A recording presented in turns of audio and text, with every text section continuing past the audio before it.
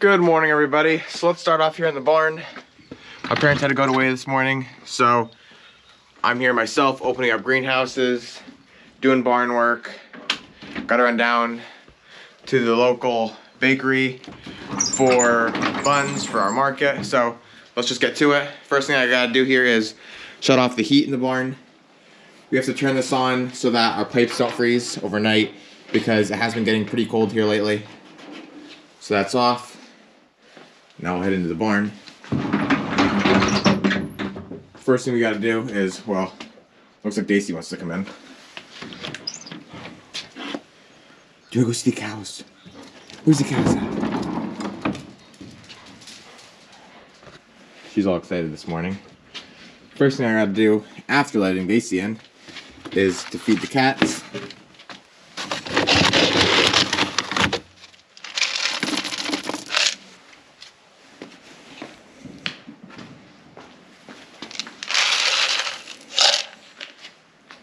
We never really know how many cats we have.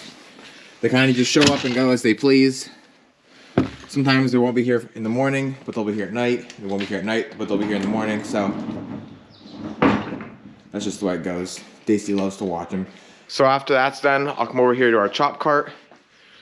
And the reason we call it the chop cart is because what's in there is, again, what we call chop, which is a mixture of corn, oats, and minerals. I'll give these cows 6 scoops, and then we'll move on to hay.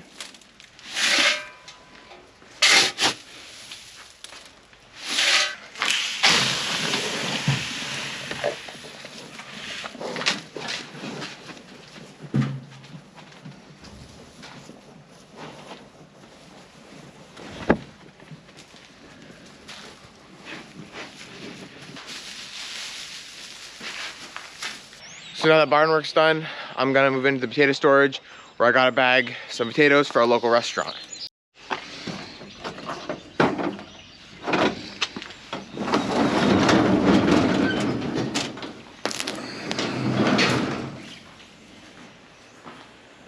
We've got about 3.5 bins left of white potatoes, and then we have not quite half a bin left of red potatoes, but you can see what I was talking about, how these are starting to sprout. It doesn't mean they're bad or nothing.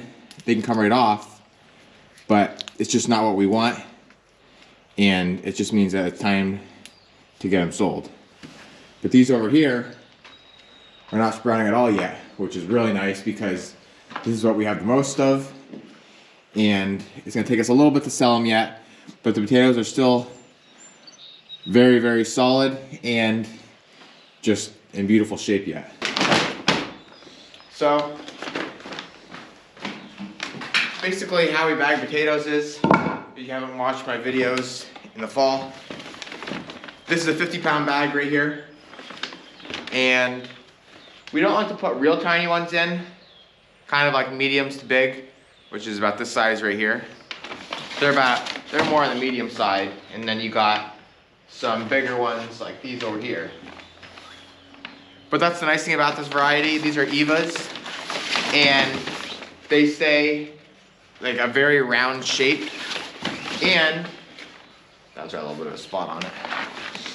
They stay a very nice round shape, and they're all about the same size. So instead of having some baby, some tiny ones, and some huge, massive ones, they're kind of all just in the medium to large range, which is perfect, especially for restaurants and stuff like that who kind of want them all the same size, so they're nice for whatever they're working on. So, okay, so the first bag is done. That's what it looks like right there. That's how full it is. And now we'll tie it shut.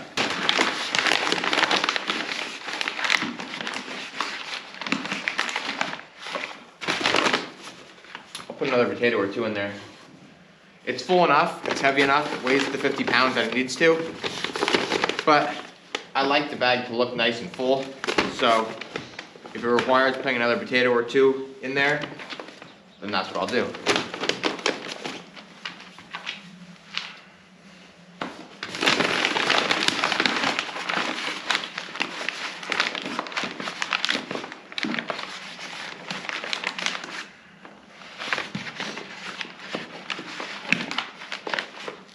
So it's got these two loops on the end here, if you can see that.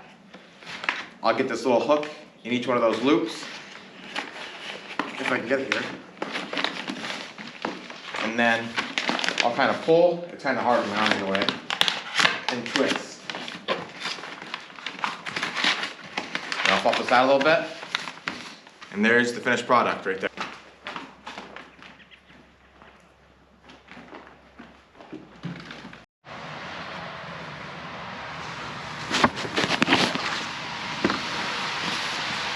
Okay, so now we're here in the greenhouse, which you guys have been in many times before with me. And I just wanted to show you what things are looking like.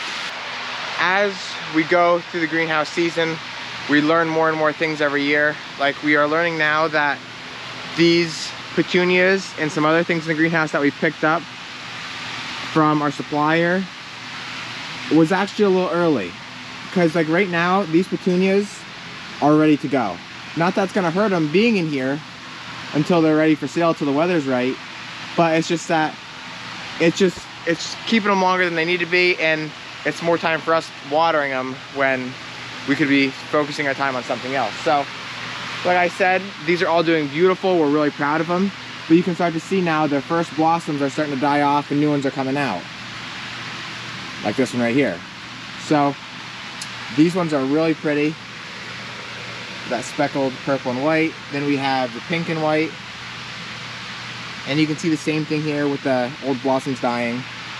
Here's the black petunias. Now this one here has something a little bit funky going on with it.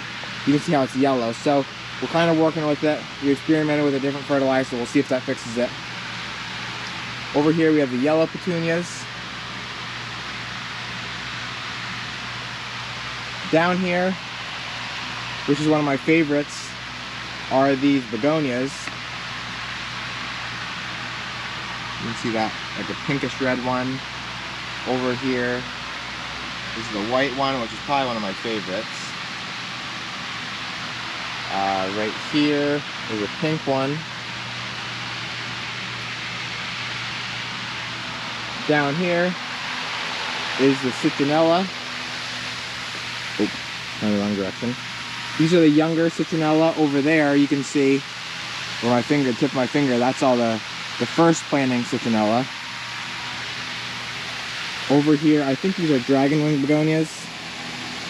Angel wing begonias. Oh yeah, dragon wing, red angel wing. You can see there.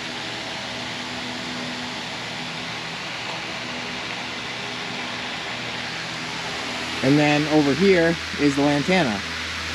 And for those of you who don't know, the butterflies love these. I actually wish we grew more of them. Then over on the other side of the petunias is our super bells. You can see all the different kinds there. This is one of my Graham's favorites right here. Here's Bacopa.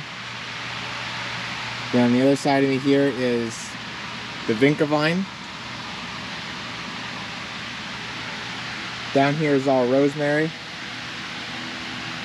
Again, this is just about ready for sale. Most of it is. You can see some smaller ones here in the bunch. Down here is our mints, which actually need to be trimmed again. This is another thing we were talking about that we could have actually gotten later because these are ready for sale right now. You can see how they're vining out while we trim them. That's about the third or fourth time now we'll be trimming these. This is mojito mint right here. This is pineapple mint. You can see on the back of that tag there. I don't know if you can read that. Over here is more pineapple mint. And then here's strawberry mint. And then down here is the chocolate mint, which chocolate's not in the back of these.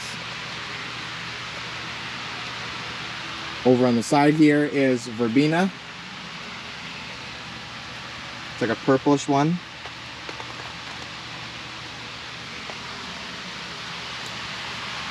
Here's like the raspberry, it's called.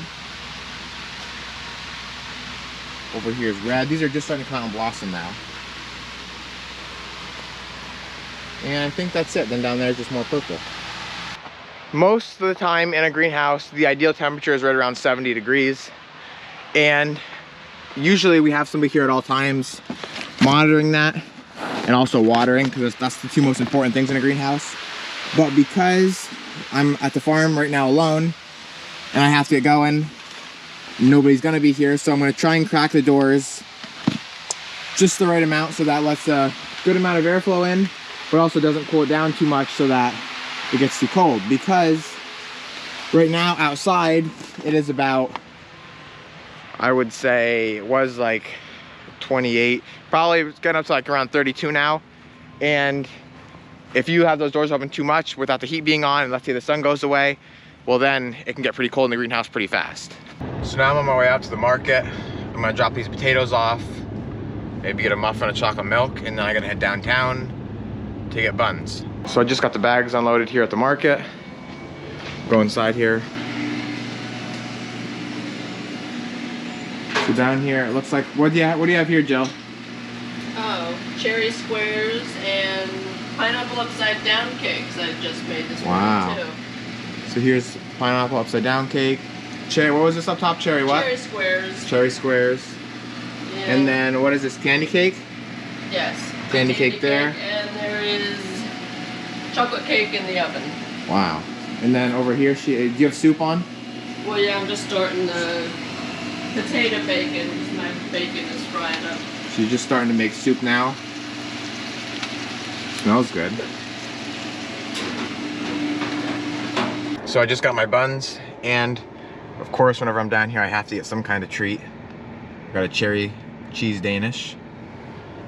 And then I got in the back there, I got my buns. So it's time to head back to the market, drop them off, and get back to the greenhouses because I don't know what the temperature is in there. So I'm finally back to the greenhouse here, and the temperatures really aren't bad. This is number 2 that I'm in right now. It's about 64. And this one usually runs a little bit colder. I was just in the other one, and that one was about 67, 68. So pretty good, but now the sun went away, so I have to shut the doors. I won't turn the heat on or nothing, but with the sun coming in and out, that'll kind of keep the temperature about the same. If the temperature is gonna be out, if the sun was gonna be out full, then I'd have to open the doors like I did earlier, but I think it's gonna be cloudy for the most part now for the rest of the day, so I think I'm gonna keep the doors shut. But so now that I'm back and I have some more time, I'll finish going over what we have going on here in the greenhouses. Here at this end is the phlox, and all these onions right here, which is about 20-some thousand, are gonna be for our field. And then on the side here is what we grow just for retail sales.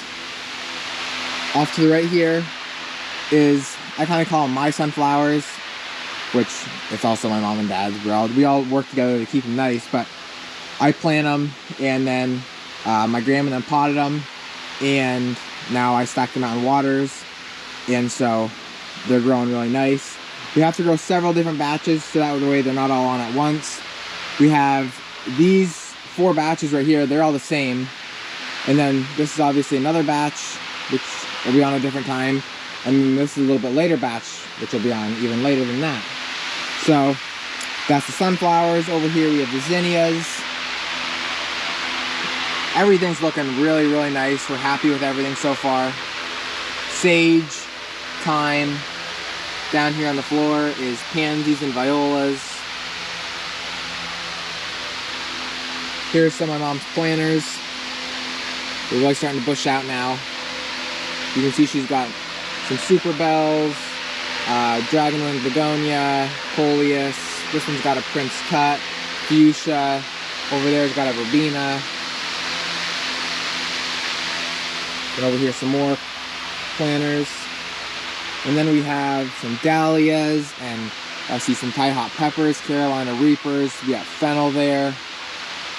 Right here, these single peppers are King Arthur, not coleus, celosia, however you want to say it. Here's another spotted petunia. This is like a dark purple, which is really cool. You can see that. These are a lot smaller than the other ones. There's some more planters my mom has done. They're really growing. And then right across here is the marigolds. You know that they're doing well when you can look straight across and it's almost completely flat. That's exactly what you want. You can see that one right there above my finger that's coming up. We'll probably just trim that so it's even. But other than that, all these marigolds are growing exactly the same, which that just tells you that when you water and when you fertilize everything, you are doing it pretty even and that you're doing a good job. So what'll happen is if you don't water evenly, you'll have plants that are dry and they're not growing as good, and then it'll kind of be like a wavy and stuff like that, and certain parts will be lower. So that's what we like to see. We also like to keep them up off the ground because first of all, it allows airflow around the whole flat, and second of all, once in a while we'll actually get a mouse in here. I'll show you this over here in the onions.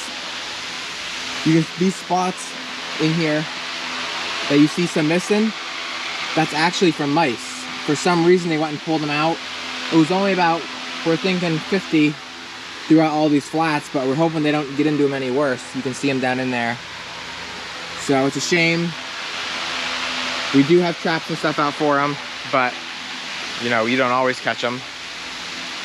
Over here, we have the, oh, I can't remember the name.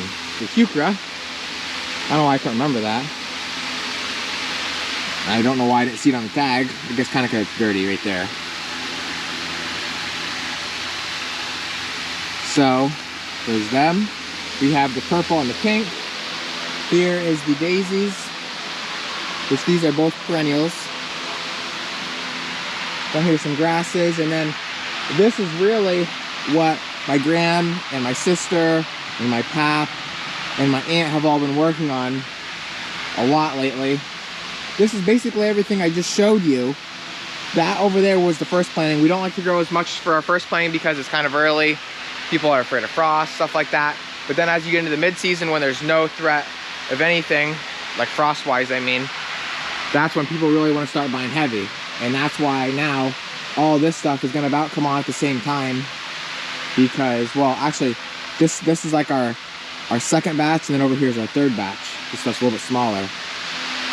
But it's just petunias and impatiens. There's like peppermint, spearmint, more marigolds. Right there they just did some coleus. And here's more strawberry plants. And then finally, to finish off the greenhouse, is our potted tomatoes, eggplant, all of our lettuce. Lettuce, I don't know why, it's very satisfying to me. I love seeing that grow. It grows so fast, and it's just, I love the green color of it. And then some more marigolds. Oh, and zinnias. So, that's basically it. Oh, and the one thing I did miss, sorry, was the hanging baskets. You can see all them. Right, these two rows right here I have you looking at are the, oh, I just drew a blank. Lobelia. Lobelia is what these are. And actually, that's a little bit late. I'm gonna have to go through and water these. Lobelia love water. I mean, everything obviously loves water, but these seem to take more water than most other hanging baskets here in the greenhouse. So, now that's finally everything. About everything in both of our greenhouses. I missed a couple things, but that's the major stuff. So then here now to finish up the day is my dad trimming onions. We have to grow the onions early because it takes them so long to not only grow to that height, but actually develop a good root system. We actually like them to bulb up just a little bit down in the actual cell in the dirt before we plant. So what that requires trimming them several times so that they're just not a foot tall by the time we want to plant them, because then that would just be kind of crazy and they're hard to deal with when you're trying to plant them into the ground. And if you haven't already, please like this video, leave a comment down below, and subscribe so that I can show more people what we do here on the farm and exactly how we do it.